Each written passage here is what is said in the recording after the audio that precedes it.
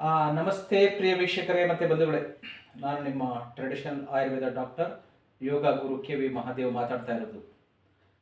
So ಇವತ್ತಿನ topic ಬಂದು ಯೋಗ ಬೆಸ್ಟಾ, gym ಬೆಸ್ಟಾ, ಯಾವುದು ಒಳ್ಳೆಯದು ಅನ್ನುವ ವಿಚಾರದ ಬಗ್ಗೆ ಹಲವಾರು ಪ್ರಶ್ನೆಗಳು ಬಂದಿದ್ದು. ಹಾಗಾಗಿ ನಾನು ಇವತ್ತು ಈ ವಿಚಾರವಾಗಿ ನಿಮಗೆ ಹೇಳ್ತೀನಿ. ನೋಡಿ, ನಂಬರ್ 1, ಈ ಯೋಗ ಮತ್ತು ಜಿಮ್ ಅನ್ನುವಂತಹದ್ದು ಫಿಟ್ನೆಸ್ಗೆ ಸಂಬಂಧಪಟ್ಟಂತಹದ್ದು. ಸೊ ನಂಬರ್ 1, ಯೋಗದಿಂದ ಶಕ್ತಿ, ಆರೋಗ್ಯ, ಮಾನಸಿಕ ನೆಮ್ಮದಿ, ಫಿಸಿಕಲಿ ಆ್ಯಂಡ್ ಮೆಂಟಲಿ ನಾವು ಸ್ಟ್ರಾಂಗ್ ಆಗಬಹುದು. ಆದರೆ ಜಿಮ್ನಲ್ಲಿ ನಾವು ತುಂಬ ವರ್ಕೌಟ್ ಮಾಡಬೇಕಾಗ್ತದೆ, ಶಕ್ತಿ ಜಾಸ್ತಿ ವ್ಯಯ ಆಗ್ತದೆ, ಮತ್ತು ಜಾಸ್ತಿ ಶಕ್ತಿಯನ್ನು ಪಡ್ಕೋಬೇಕಾಗ್ತದೆ. ಮಾಂಸಖಂಡಗಳನ್ನು ಬೆಳವಣಿಗೆ ಮಾಡುವ ಉದ್ದೇಶ ಅಷ್ಟೇ ಜಿಮ್ದು. ಅಂದರೆ ನೋಡೋದಕ್ಕೆ ಬಾಡಿ ತುಂಬ ಆನೆ ಆಕಾರದಲ್ಲಿರಬೇಕು. ಸೊ ಬೈಸಪ್ಪು ತುಂಬ ಇರಬೇಕು, ಎದೆ ಅಳತೆ ಚೆನ್ನಾಗಿರಬೇಕು, ನೋಡೋದಕ್ಕೆ ಗಟ್ಟಿ ಮುಟ್ಟಾಗೆ ಭೀಮ್ ಥರ ಕಾಣಬೇಕು ಅನ್ನುವಂತಹ ಇಂಟೆನ್ಷನ್ ನಮ್ಮ ಯುವ ಜನರಲ್ಲಿ, ಅದು ದಡ್ಡತನನೋ ಮೂರ್ಖತನನೋ ಸೊ ಅಥವಾ ಟ್ರೆಂಡ್ ಅಂತ ಹೇಳ್ಬೋದು. ಸೊ ಇದು ನಾನು ಯಾವ ಉದ್ದೇಶದಿಂದ ಹೇಳ್ತಾ ಇದ್ದೀನಿ ಅಂತ ಫಸ್ಟ್ ಅರ್ಥ ಮಾಡ್ಕೊಳ್ಳಿ. ಸೊ ಇದರಿಂದ ನಮಗೆ ಯಾವುದೇ ತರಹದ ಮಾನಸಿಕ ನೆಮ್ಮದಿ ಸಿಗುವುದಿಲ್ಲ. ಮಾನಸಿಕ ನೆಮ್ಮದಿ ಹಾಳಾಗ್ತದೆ. ನಾವು ಯಾವಾಗ ದೇಹವನ್ನು ಬೆಳೆಸಬೇಕು, ಇದರ ಇಂಟೆನ್ಷನ್ ಏನಪ್ಪ ಅಂದರೆ, ಸೊ ಇದು ಕಾಲೇಜು ಹುಡುಗ ಹುಡುಗಿಯರಲ್ಲಿ ಅಥವಾ ಟೀನೇಜರ್ ಅವರಲ್ಲಿ ಈ ಒಂದು ವ್ಯಾಮೋಹ ಜಾಸ್ತಿ. ಯಾಕೆಂದರೆ ಒಳ್ಳೆ ದೇಹದಾಢ್ಯ ಇರಬೇಕು, ಸೊ ಫಿಟ್ ಆಗಿರಬೇಕು ಬಾಡಿ, ಯಾರಾದರೂ ನಮ್ಮನ್ನು ನೋಡಿ ಹೆದರ್ಕೋಬೇಕು. ಇದು ರೌಡಿಸಮ್ ಮಾಡೋರಿಗೆ. ಸೊ ನನ್ನನ್ನು ನೋಡಿದ ತಕ್ಷಣ ಅವ್ರು ಭಯ ಪಡಬೇಕು, ನನ್ನನ್ನು ಟಚ್ ಮಾಡಬಾರ್ದು, ಸೊ ನನ್ನನ್ನು ಟಚ್ ಮಾಡೋಕ್ಕೆ ಭಯ ಪಡಬೇಕು. ಸೊ ಹುಡುಗರಿಗೂ ಅಷ್ಟೇ, ನಾನು ನೋಡೋದಕ್ಕೆ ತುಂಬ ಫಿಟ್ ಆಗಿರಬೇಕು, ಬೇರೆ ಹುಡುಗರಿಗೆ ನಾನು ನೋಡಿದ ತಕ್ಷಣ ಅಟ್ರಾಕ್ಷನ್ ಆಗಬೇಕು. ಹುಡುಗರಿಗೂ ಅಷ್ಟೇ ಈ ವ್ಯಾಮೋಹ ಜಾಸ್ತಿಯಾಗಿ ಬೇರೆಯವ್ರನ್ನ ಹೆದರಿಸ್ಬೇಕು, ಗುಂಡಾಗಿರಿ ಮಾಡಬೇಕು, ಮತ್ತು ಸೊ ಹುಡುಗಿರನ್ನ ಅಟ್ರ್ಯಾಕ್ಟ್ ಮಾಡಬೇಕು ಅನ್ನುವಂತಹ ಉದ್ದೇಶ. ಆದರೆ ಯೋಗದಲ್ಲಿ ಈ ಯಾವುದೇ ಒಂದು ಕೆಟ್ಟ ಉದ್ದೇಶಗಳು ಇರುವುದಿಲ್ಲ. ಇದು ನಂಬರ್ 2, ಯೋಗ ಮತ್ತು ಜಿಮ್ಗಿರುವಂತಹ ವ್ಯತ್ಯಾಸ. ಹಾಗೆಯೇ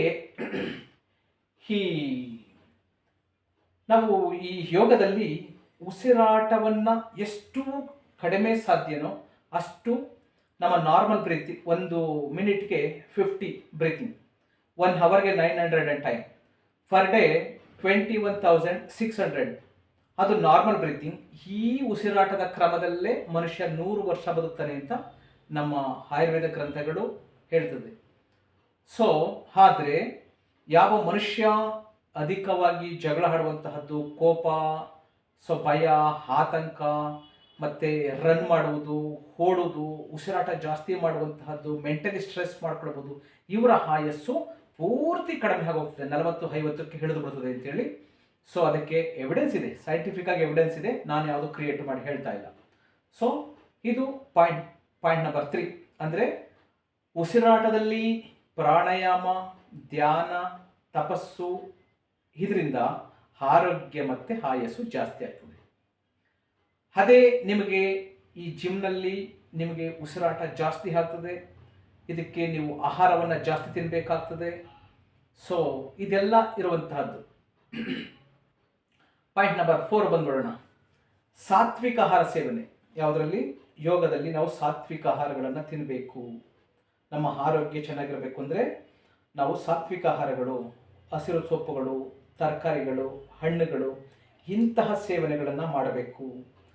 ಅಲ್ಲಿ ಎಲ್ಲ ಥರದ protein, vitamins, minerals, calcium, potassium, nutritious ಎಲ್ಲ ಇರುವಂತಹ ಆಹಾರಗಳನ್ನು, ಮನಸ್ಸು ಶಾಂತವಾಗಿರುವಂತಹ ಆಹಾರಗಳನ್ನು ತಿನ್ನಬೇಕು, ಸಾತ್ವಿಕ ಆಹಾರಗಳು. ಆದರೆ ಈ ಜಿಮ್ನಲ್ಲಿ ಆ ಥರ ಇಲ್ಲ. ಇಲ್ಲಿ ನೀವು ಜಾಸ್ತಿ ನಿಮ್ಮ ದೇಹ ಮತ್ತು ಇಡೀ ನಿಮ್ಮ ಮಾಂಸಖಂಡಗಳನ್ನು ಬೆಳೆಸಬೇಕು ಅಂದರೆ ನೀವು ಜಾಸ್ತಿ ಹಾಲು ಕುಡಿಬೇಕು, ಲೀಟರ್ಗಟ್ಟಲೆ, ಮೊಟ್ಟೆ ತಿನ್ನಬೇಕು, ದಿನಕ್ಕೆ 3, 4, 5, 10, ಸೋಯಾಬೀನ್ ತಿನ್ನಬೇಕು, ಪ್ರೋಟೀನ್ ಇರುವಂಥ ಆಹಾರಗಳನ್ನು ತಿನ್ನಬೇಕು. ಸೊ ಹಾಗೆ ನ್ಯೂಟ್ರಿಷಿಯನ್ ಇರುವಂತಹದ್ದು, ಕೋಳಿಗಳನ್ನು ತಿನ್ನಬೇಕು, ನಾನ್ ವೆಜ್ಜನ್ನು ತಿನ್ನಬೇಕು, ಈ ಥರ ನಿಮಗೆ ತುಂಬ ಹೇಳ್ತಾ ಹೋಗ್ತಿರ್ತಾರೆ. ಸೊ ಹಾಗಾಗಿ ಅದು ನಿಮಗೆ ಎಕ್ಸ್ಪೆನ್ಸಿವ್ ಆಗ್ತದೆ, ಜೊತೆಗೆ ಅನಾರೋಗ್ಯ ಮುಂದೆ ಮುಂದೆ ನಿಮಗೆ ಜಾಸ್ತಿ ಅನಾರೋಗ್ಯ ಕಾಡ್ತದೆ. ಬಟ್ ಇಲ್ಲಿ ಸಾತ್ವಿಕ ಆಹಾರಗಳನ್ನು ಸೇವಿಸೋದ್ರಿಂದ ನಿಮ್ಮ ಮಾನಸಿಕ ನೆಮ್ಮದಿ ಮತ್ತು ದೈಹಿಕದಲ್ಲಿ ಒಂದು ಒಂದು ಫಿಟ್ನೆಸ್ ಹಾಗೆ ಮೇಂಟೈನ್ ಮಾಡ್ಬೋದು. ಬಟ್ ಇದರಲ್ಲಿ ಜಿಮ್ನಲ್ಲಿ ನೀವು ಎಲ್ಲಿ ತನಕ ಜಿಮ್ಗೆ ಹೋಗ್ತಿರ್ತಾರೋ ಅಲ್ಲಿ ತನಕ ನೀವು ಫಿಟ್ಟನ್ನು, ನಿಮ್ಮ ಬಾಡಿ ಫಿಟ್ ಆಗಿರೋ ಥರ ಮೇಂಟೈನ್ ಮಾಡ್ಬೋದು.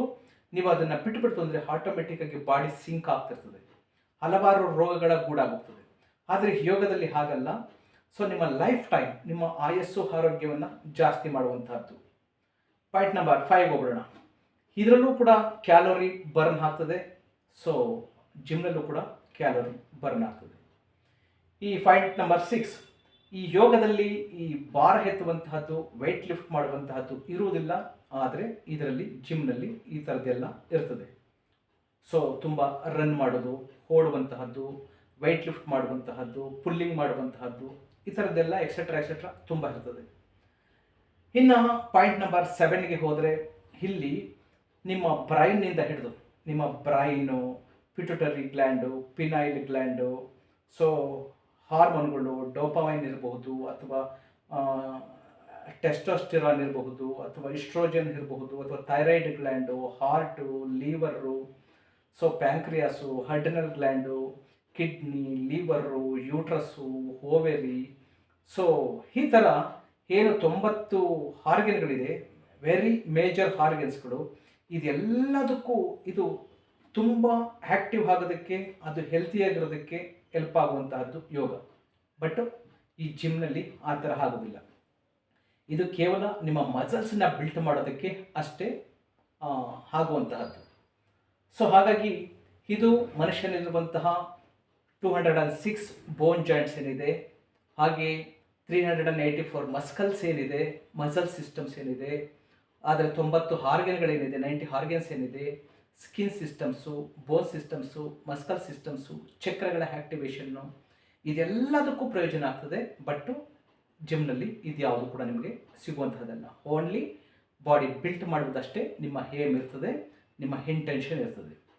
ಸೊ ಅದೇ ರೀತಿ ಪಾಯಿಂಟ್ ನಂಬರ್ 8ಗೆ ಹೋಗ್ಬಿಡೋಣ. ಇಲ್ಲಿ ಸ್ನಾಯು ಬೆಳವಣಿಗೆ ಜೊತೆಗೆ ತೂಕ ನಷ್ಟ ಕೂಡ ಮಾಡ್ಬೋದು ಯೋಗದಲ್ಲಿ.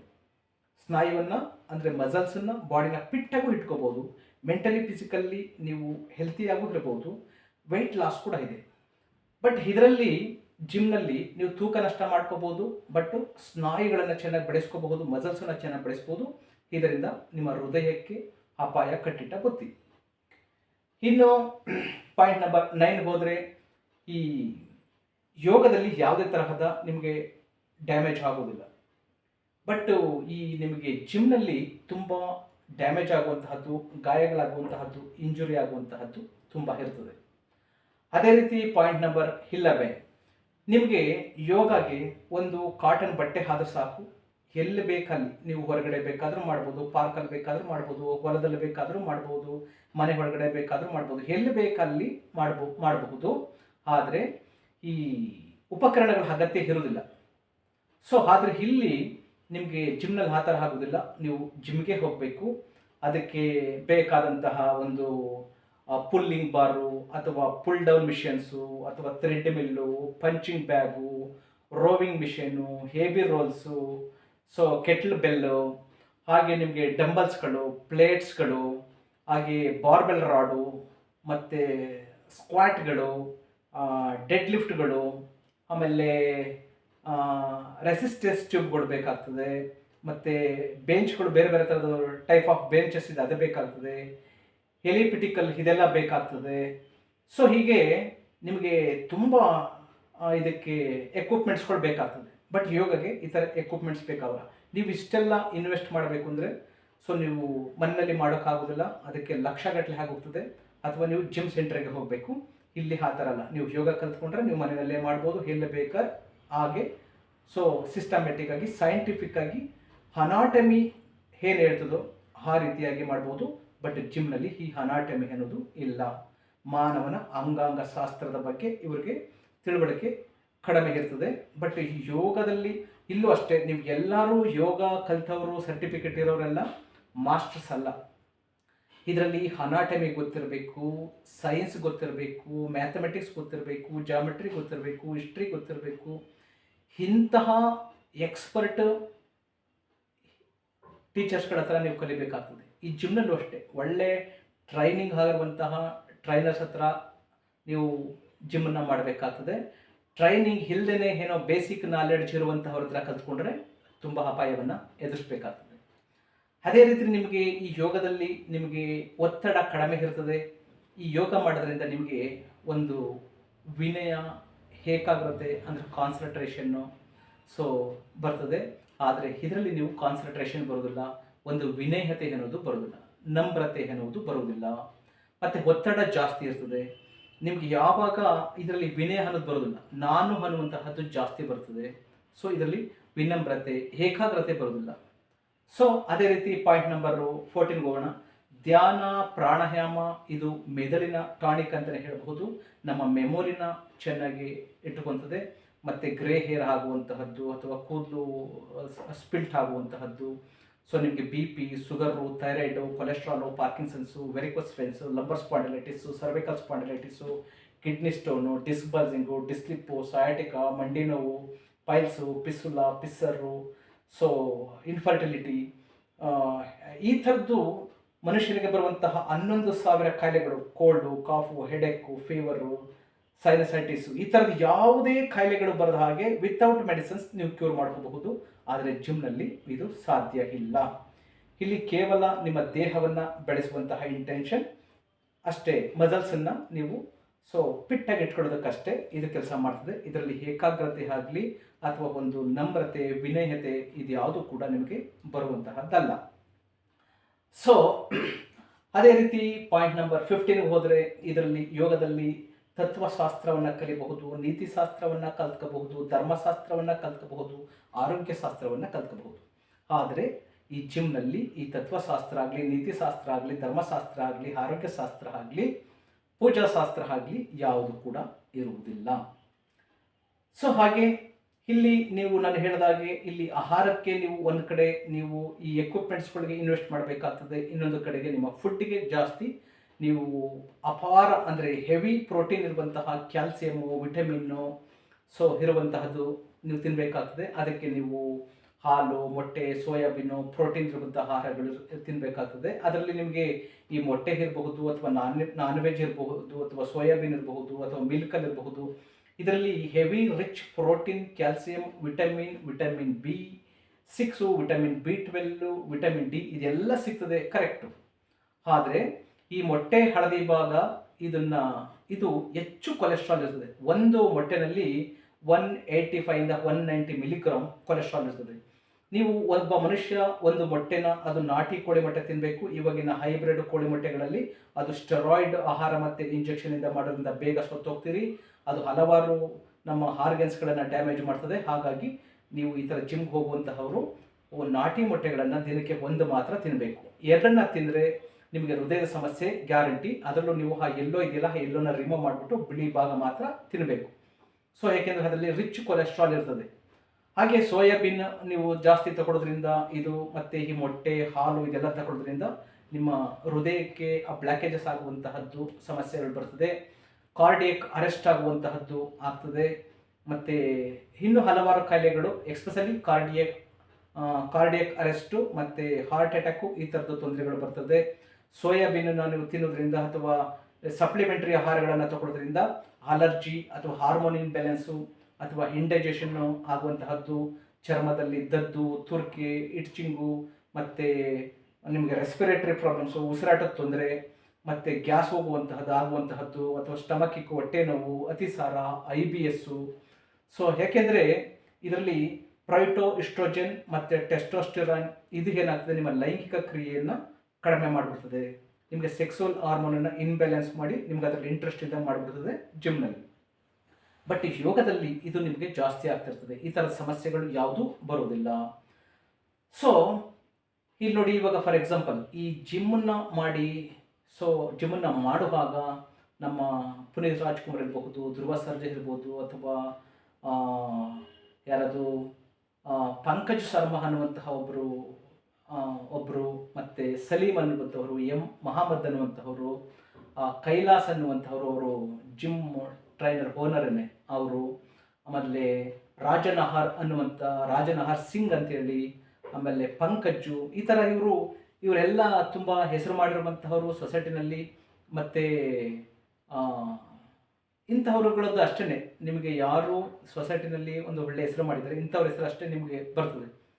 ಅಂದರೆ ಸಿನಿಮಾ ಆರ್ಟಿಸ್ಟ್ ಇರ್ಬೋದು, ಅಥವಾ ಬೇರೆ ಬೇರೆ ಥರದ ಆರ್ಟಿಸ್ಟ್ಗಳು ಇರಬಹುದು, ಸೋಷಿಯಲ್ ಮೀಡಿಯಾದಲ್ಲಿ ಬರುವಂತಹವರು, ಸಿನಿಮಾಗಳು, ಈ ಥರದವರು ನಿಮಗೆ ಯಾರು ಸೆಲೆಬ್ರಿಟಿ ಅಂತ ಹೇಳ್ತೀವಿ, ಸೆಲೆಬ್ರಿಟಿಗಳು ಮಾತ್ರ ನಿಮ್ಮ ಹೆಸರಿಗೆ ಕೆಲವೊಂದಷ್ಟು ಈ ಥರದವ್ರು ಬೇಕಾದಷ್ಟು ಜನ ಜಿಮ್ ಮಾಡುವಂತಹ ಸಮಯದಲ್ಲಿ ಈ ಕಾರ್ಡಿಯಕ್ ಅರೆಸ್ಟ್ ಆಗಿರುವಂತಹವರು, ಹಾರ್ಟ್ ಅಟ್ಯಾಕ್ ಆಗಿರುವಂತಹವರು, ಅಥವಾ ಬೇರೆ ಬೇರೆ ಸಮಸ್ಯೆಗಳಾಗಿರುವಂತಹ ಪ್ರಾಣ ಕಳ್ಕೊಂಡಿರುವಂತಹದ್ದು ಇದೆ. ಬಟ್ ಯೋಗದಲ್ಲಿ ಇಲ್ಲಿ ತನಕ ನೀವು ಯೋಗಿಗಳಿರಬಹುದು, ಸಿದ್ಧಪುರುಷರಿರಬಹುದು, ಅಥವಾ ನಾಗಸಾಧುಗಳಿರಬಹುದು, ಅಥವಾ ನಿಮಗೆ ಹಗೋರಿಗಳಿರಬಹುದು, ಅಥವಾ ನಮ್ಮಂಥವ್ರು ಇರಬಹುದು, ಅಥವಾ ಇಂತಹವ್ರನ್ನ ನೀವು ಎಕ್ಸಾಂಪಲ್ ಹಿಸ್ಟ್ರಿನ ನೋಡ್ತಾ ಹೋದರೆ ಯೋಗ ಮಾಡಿ ಸತ್ತವರು ತುಂಬ ಕಡಿಮೆ. ಯೋಗ ಮಾಡಿ 200, 300, 600, 800, 1200 ವರ್ಷಗಳು ಬದುಕಿರುವಂತಹ ಹಲವಾರು ಉದಾಹರಣೆಗಳು ಪ್ರೆಸೆಂಟ್ ಇವಾಗಲೂ ಇದೆ.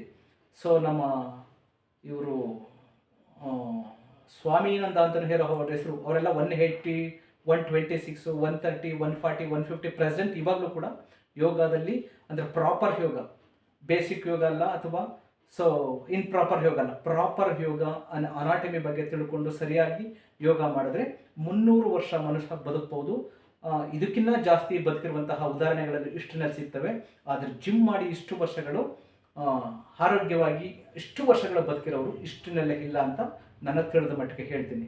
ನಿಮಗೇನಾದರೂ ಆ ಥರದವ್ರು ಯಾರಾದರೂ ಇದ್ದರೆ ಜಿಮ್ ಮಾಡಿ ಇಷ್ಟು ವರ್ಷಗಳೇನಾದರೂ ಲಾಂಗ್ ಪೀರಿಯಡು 100 ಕ್ರಾಸ್ ಮಾಡಿರೋರು, ಅಥವಾ 120, 125 ಕ್ರಾಸ್ ಮಾಡಿರೋರು, ಈ ಶಿವಾನಂದ ಸ್ವಾಮಿಗಳು ಯೋಗ ಇವರೆಲ್ಲ 126 ಇಯರ್ಸ್ ಅವರೆಲ್ಲ ಸತ್ತಿದ್ದು. ಇವಾಗಲೂ ಹಗೋರಿಗಳು, ನಾಗಸಾಧುಗಳು, ನಾನು ಕೆಲವು ಸಾರಿ ಹೋಗಿ ಈ ಕಡೆ ಹಿಮಾಲಯ ಮತ್ತು ಹರಿದ್ವಾರು, ಕೇದಾರ್ನಾಥ್, ಬದ್ರಿನಾಥ್, ಕಾಶಿ, ವಾರಣಾಸಿ ಇಲ್ಲೆಲ್ಲ ಅವ್ರದ್ದನ್ನ ನನ್ನ ಯೂಟ್ಯೂಬ್ ಚಾನಲಲ್ಲಿ ಅವ್ರದ್ದು ಇಂಟರ್ವ್ಯೂ ಮಾಡಿದೆ. 800 ವರ್ಷ, 1000 ವರ್ಷ ಬದುಕಿರೋರು ಇದ್ದಾರೆ ಪ್ರೆಸೆಂಟ್ ಅಂತ ಹೇಳ್ತಾರೆ. ಸೊ ಆ ಥರ ಯಾವುದಾರಿದ್ದರೆ ಜಿಮ್ ಮಾಡಿರೋರಲ್ಲಿ ಹೇಳಿ. ನಾನೇನು ದ್ವೇಷಿಸ್ತಾ ಇಲ್ಲ, ಬಟ್ ಜನರಿಗೆ ಒಂದು ಗುಡ್ ಇನ್ಫಾರ್ಮೇಷನ್ ಕೊಡಬೇಕಾಗಿತ್ತು, ಅದಕ್ಕೋಸ್ಕರ ಹೇಳ್ತಾ ಇದ್ದೀನಿ. ಸೊ ಈ ನಮ್ಮ ಜಿಮ್ ಟ್ರೈನರ್ಸ್ ಅಥವಾ ಓನರ್ಸ್ಗಳೇನಿದ್ರಿ, ದಯಮಾಡಿ ಈ ಜಿಮ್ ಅನ್ನೋದನ್ನು ಬಿಟ್ಟು ಸೊ ಯೋಗದ ಕಡೆಗೆ ಬನ್ನಿ. ಈ ಯೋಗದಲ್ಲಿ ನಿಮ್ಮ ಆಯಸ್ಸು, ಆರೋಗ್ಯ, ಜನರ ಇಡೀ ಸೊಸೈಟಿಯ ಆರೋಗ್ಯವನ್ನು ಕಾಪಾಡಬಹುದು. ನೀವು ಡಾಕ್ಟರ್ ಆಗ್ಬೋದು, ಸೊಸೈಟಿಗೆ ನೀವೇನು MBBS ಸರ್ಟಿಫಿಕೇಟೇ ಬೇಕು ಅಂತೇನಿಲ್ಲ. ಸೊ ಯೋಗದಲ್ಲಿ ನೀವು ದೊಡ್ಡ ಒಂದು PhD ಲೆವೆಲ್ಗೆ ಬೆಳಿಬೋದು. ನೀವು ಈ ಜಿಮ್ ಟ್ರೈನರ್ಸ್ ಅಥವಾ ಜಿಮ್ ಓನರ್ಸ್ಗಳೇನಿದ್ರಿ, ಈ ಜಿಮ್ ಅನ್ನೋದನ್ನು ಬಿಟ್ಟು ಈಗಿನ ಹೆಂಗ್ ಏನಿದ್ದಾರೆ, ಅಥವಾ ಹುಡುಗರೇನಿದ್ದಾರೆ ಅಥವಾ ಹುಡುಗರೇನಿದ್ದಾರೆ, ಸೊ ಈ ಯೂತ್ ಅಂತ ಏನಿದ್ದಾರೆ, ಅದಕ್ಕೆ ಅಟ್ರಾಕ್ಷನ್ ಮಾಡಬೇಡಿ, ನನ್ನ ರಿಕ್ವೆಸ್ಟ್ ಇದು. ಸೊ ಅದರ ಬದಲು ನೀವು ಕೂಡ ಒಂದು ಯೋಗ ಕಲ್ತ್ಕೊಂಡು ಯೋಗ ಸೆಂಟರ್ಗಳನ್ನು ಓಪನ್ ಮಾಡಿ, ಅದರಲ್ಲಿ ಆಕ್ಯುಪಂಚರು, ಆಕ್ಯುಪ್ರೆಸರು, ಪಂಚಕರ್ಮ, ಫಿಸಿಯೋಥೆರಪಿ, ಯೋಗ, ಧ್ಯಾನ, ಪ್ರಾಣಾಯಾಮ, ತಪಸ್ಸು, ಈ ಥರದನ್ನು ಹೇಳ್ಕೊಡಿ. ನಿಮ್ಮ ಬಿಸ್ನೆಸ್ ಅದರಲ್ಲೇ 100 ಪಟ್ಟು ಜಾಸ್ತಿ ಆಗ್ತದೆ. ಯೋಗದಲ್ಲಿ ಇಂಟರ್ನ್ಯಾಷನಲ್ ಇಡೀ ಯೂನಿವರ್ಸ್, ಇಡೀ ವರ್ಲ್ಡಲ್ಲೇ ಯೋಗಗೆ ಎಲ್ಲ ಕಡೆ ನಿಮಗೆ ಪ್ರಿಫರೆನ್ಸ್ ಇದೆ. ಬಟ್ ಜಿಮ್ಗೆ ಅಂತಹದ್ದೇನು ನಾನು ಕಂಡ ಮಟ್ಟಿಗೆ ಇಲ್ಲ. ಹಾಗಾಗಿ ಸೊ ಇಷ್ಟನ್ನು ಹೇಳಕ್ಕೆ ಬಯಸ್ತೀನಿ. ನಾನು ನಿಮ್ಮ doctor KV Mahadev. Contact number 9945123126. ಇವಾಗ ನೀವು ಡಿಸೈಡ್ ಮಾಡಿ ನಿಮಗೆ ಯೋಗ ಬೇಕಾ, ಜಿಮ್ ಬೇಕಾ ಅಂತೇಳಿ.